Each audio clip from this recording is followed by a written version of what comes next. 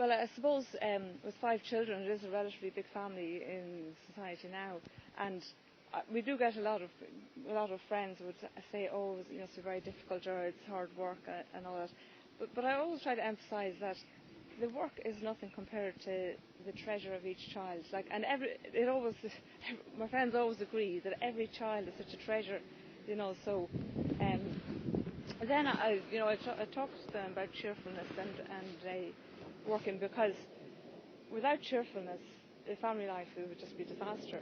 And the chapter on St Josemarías in the way on cheerfulness, I often bring it to prayer to, if I'm feeling kind of tired, or at bedtime, when it's the children's bedtime, it's a difficult time, that the points might come to my mind, that kind of really me getting cross or angry with the children just because I'm tired isn't, it's not a good example to them, and it's not conducive to their formation. So I think the idea of working on cheerfulness, and of course in a large family there are so many moments that you couldn't exchange for any money,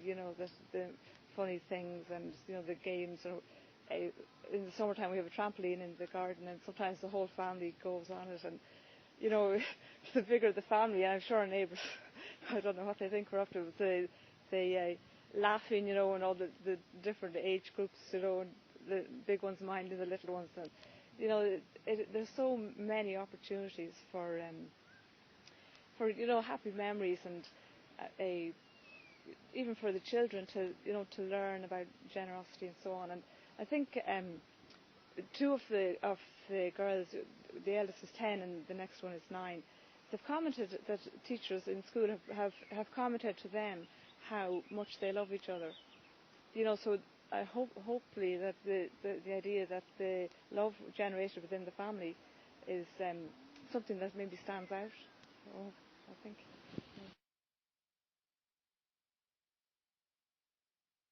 In medicine,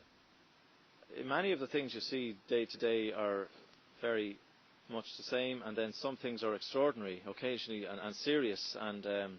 very upsetting and very demanding. And yet,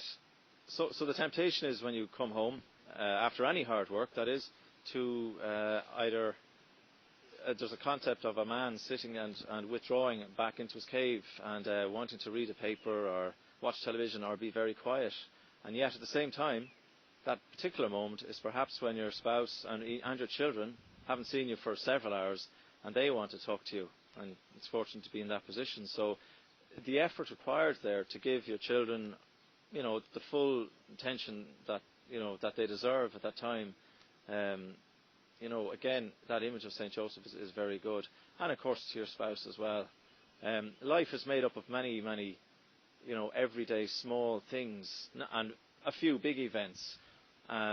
but again, even in terms of holiness and the path to heaven and in love of God, it's the love of God in the small details, like playing with the children or reading them a book before bed, or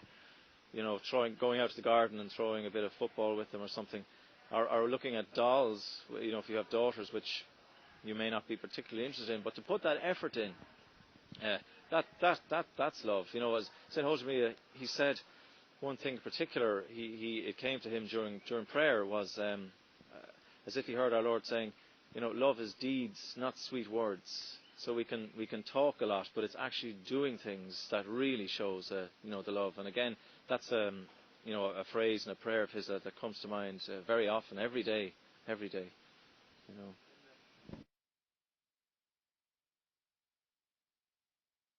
Well, I think the idea that St Josemaría said about your spouse being the path to heaven, and the children are the mother's path to heaven and the father's path to heaven. And so when there are difficulties, tiredness or illness, or as John was saying, the tedium of every day, that you see that is your path to heaven. And then instead of being a kind of a boring, tedious, same thing every day, or they seem to be telling the children the same instruction for 25,000 times, that is actually part of your path to heaven. And by teaching the child for the 50th time the same thing, that you're forming their soul that way, and that eventually it will have the result. And also, I think what he always spoke about cheerfulness, and keeping the marriage young, to look at each other the same way as you did when you were dating. That so to not look on your spouse as a kind of just someone that you have to iron their shirt, or someone else that's in the house, but that this is the person that God has known from all eternity, that it has chosen to help you and you for Him to get to heaven. And to let the children know that, that all of this and the family is all part of God's plan, and God's plan is always the best, better than anything we can plan or anything we can imagine.